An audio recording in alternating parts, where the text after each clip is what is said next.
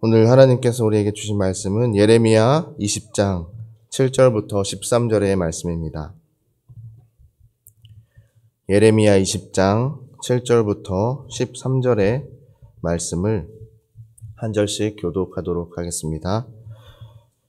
여호와여, 주께서 나를 권유하심으로 내가 그 권유를 받았사오며 주께서 나보다 강하사 이기셨으므로 내가 조롱거리가 되니 사람마다 종일토록 나를 조롱하나이다.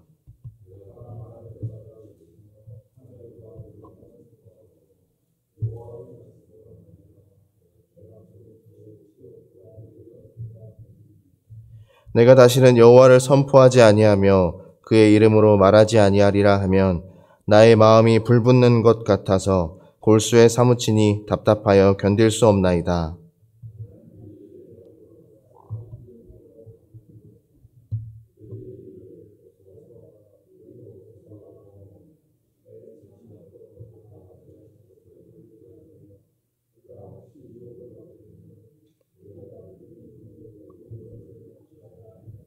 그러나 여호와는 두려운 용사 같으시며 나와 함께 하심으로 나를 박해하는 자들이 넘어지고 이기지 못할 것이오며 그들은 지혜롭게 행하지 못함으로 큰 치욕을 당하리오니 그 치욕은 길이 있지 못할 것이니이다.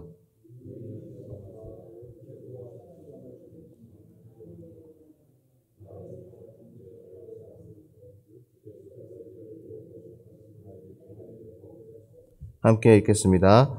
여호와께 노래하라. 너희는 여호와를 찬양하라. 가난한 자의 생명을 행악자의 손에서 구원하셨음이니라. 아멘. 우리가 읽은 예레미야는 기원전 627년부터 587년까지 남유다를 중심으로 40년간 활동하였던 선지자입니다. 여러분, 선지자는 어떤 사람입니까? 하나님의 말씀을 대언하고 선포하는 자입니다. 그런데 예레미야가 선포했던 이 하나님의 말씀은 이스라엘을 향한 회개와 하나님의 심판에 초점이 맞추어져 있었습니다. 그만큼 이스라엘의 죄악은 극에 달해 있었고 하나님께서는 선지자들을 세우셔서 말씀을 선포하게 하심으로 그들이 죄악 가운데 돌아오기를 바라셨던 것입니다. 여러분, 그런데 하나님께서 세우신 이 선지자들의 삶과 그 사역은 녹록치가 않습니다.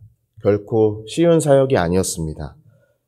예를 들어서 아합 왕 때 활동하였던 엘리야 선지자는 바알과 아세라 선지자 850명과의 전투에서 큰 승리를 거두었음에도 불구하고 여전히 돌이키지 않고 자신을 죽이려고 했던 이세벨 때문에 그 사역이 번아웃되고 맙니다. 오죽했으면 광야로 들어가서 하나님께 자신의 생명을 거두어 달라고 했을 정도였습니다. 하나님께서는 세우신 선지자들을 향하여서 때로는 이해할 수 없는 일들을 시키실 때도 있으셨습니다.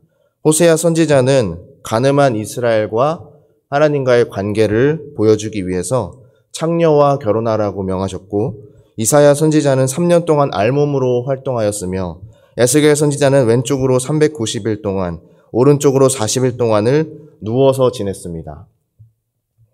예레미야의 삶도 마찬가지였습니다. 하나님께 부름받았다는 그 이유만으로 자신의 삶을 포기했습니다. 자신의 의지와는 상관없이 애굽에 끌려가서 살기도 하였고 그에게는 아내와 자녀의 복이 허락되지 않았습니다.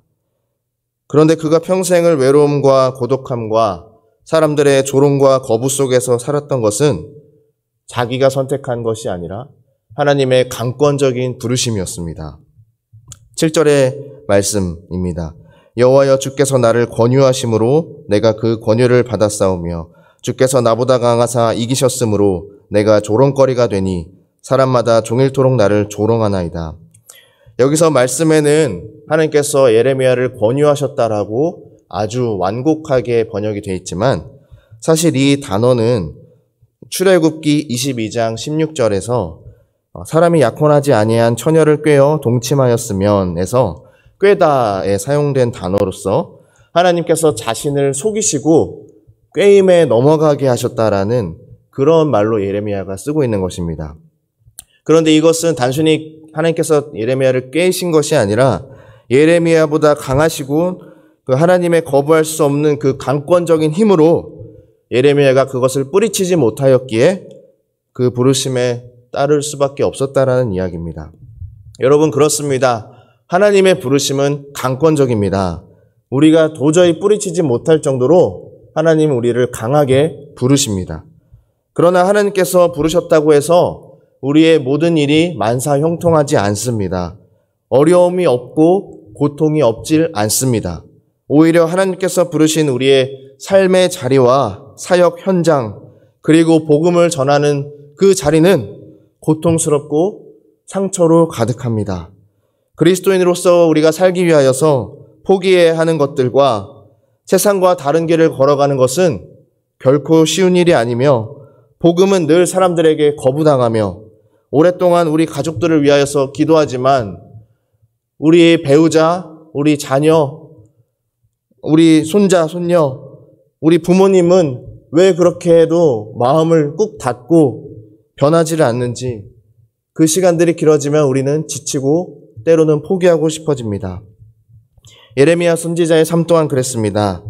10절의 말씀을 보시면 사람들은 예레미야를 비방하고 조롱합니다. 심지어는 가까운 친구마저 예레미야가 실족하여 넘어지기를 기대하고 있습니다. 왜 이렇게도 우리의 사역에는 열매가 없는 것일까요? 왜 그렇게도 그리스도인으로 살아가는 것은 어려운 것일까요? 왜 그렇게도 부르심의 자리를 지켜내는 것은 힘겨운 일일까요? 그것은 사람들의 완악함 때문입니다. 8절의 말씀입니다. 내가 말할 때마다 외치며 파멸과 멸망을 선포함으로 여호와의 말씀으로 말미암아 내가 종일토록 치욕과 모욕거리가 됨이니이다. 예레미야가 고통스러운 삶을 살게 된 것은 근본적으로 예레미야가 파멸과 멸망에 대한 하나님의 말씀을 선포했기 때문이었습니다. 그러나 완악하였던 이스라엘은 이 하나님의 음성을 무시하고 거부하였습니다. 당장에는 아무런 일도 일어나지 않았기 때문에 오히려 예레미야를 조롱했습니다. 여러분, 우리들은 어떻습니까? 주님 안에 참된 행복과 만족이 있다고 복음을 전하지만 되돌아오는 답변은 나는 지금 충분히 행복하다. 나는 하나님이 필요하지 않다. 나는 교회 갈 필요성을 못 느낀다. 라고 하지 않습니까? 이런 복음전도 사역 가운데 이런 일들이 반복되게 되면 우리들은 사람인지라서 너무나 지치고 때로는 포기하고 싶습니다. 조금이나마 변할 기미라도 보여야 소망을 가지고 사역을 할 텐데 전혀 그런 것이 보이지 않으면 저희들은 사람인지라 포기하고 싶기 마련입니다. 예레미야도 마찬가지였습니다. 그러나 그가 이 선지자의 사명을 끝까지 수행한, 포기하지 못한 그 이유가 있습니다. 이 9절의 말씀입니다. 내가 다시는 여호와를 선포하지 아니하며 그의 이름으로 말하지 아니하리라 하면 나의 마음이 불붙는 것 같아서 골수에 사무치니 답답하여 견딜 수 없나이다. 여러분, 얼핏 보면 예레미야의 그 마음속에 여전히 포기하지 못할 그 뜨거운 열정이 있어서 복음 사역을 포기하지 못했다라고 생각하실 수 있지만 아닙니다. 예레미야는 정말로 번아웃 되었으며 당장이라도 이 사역을 내려놓고 싶어 했습니다. 그런데 사역을 그만두려고 할 때마다 그 속에 어떤 타오르는 불 같은 것이 일으켜져서 뼛속까지 태울 정도로 고통스럽게 답답하게 만들었다는 것입니다. 예레미야 속에 그 열정이 있었던 것이 아니라 사역을 포기하고 싶을 때마다 하나님께서 그 뜨거움을 넣어주셔서 포기하지 못하도록 붙잡으셨다는 것입니다. 여러분, 하나님께서는 우리가 사역을 중단하고 그리스도인의 삶을 포기하는 일을 그냥 내버려 두실 수가 없으신 것입니다. 결국에는 부르신 분도 주님이시기에 그것을 행하게 하시는 분도 주님이십니다. 그런 주님 앞에 우리는 두 손 두 발을 다 들 수밖에 없습니다. 하나님, 나는 못합니다.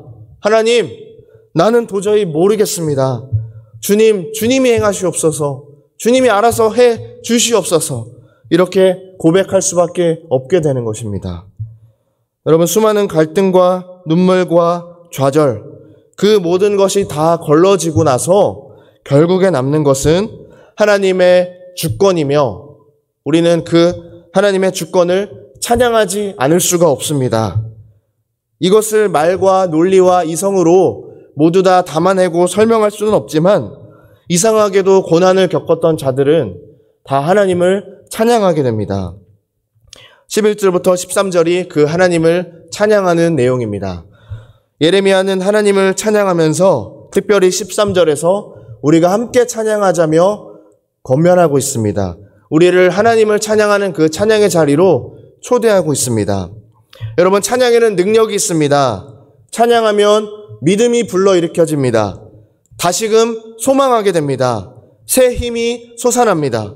잊고 있던 하나님의 그 구원의 은혜와 복음의 영광이 찬양을 통해서 기억나게 됩니다. 여러분, 우리 하나님을 찬양하기 원합니다. 우리의 오늘 하루 가운데에 피곤함과 낙심함과 상처가 있을 수 있겠지만 그때마다 우리를 불러주신 그 하나님의 주권을 기억하고 그 주권과 그 능력과 그 영광을 찬양하기 원합니다. 그럴 때마다 하나님께서 다시금 우리 가운데 살아갈 힘을 주셔서 오늘 하루도 넉넉히 감당하게 되시기를 간절히 소망합니다.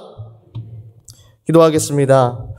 주님, 저희들 불러주심을 참으로 감사합니다.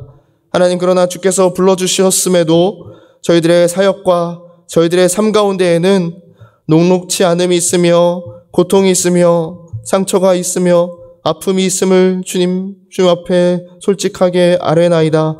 하나님, 그때마다 우리를 불러주신 하나님의 전능하신 그 주권을 기억하며 그 영광을 찬송할 때마다 주님, 저희들에게 새 힘을 불러일으켜 주시고 다시금 나아갈 소망과 힘을 주셔서 넉넉히 감당하며 나아갈 수 있는 오늘 하루도 되게 하여 주시옵소서.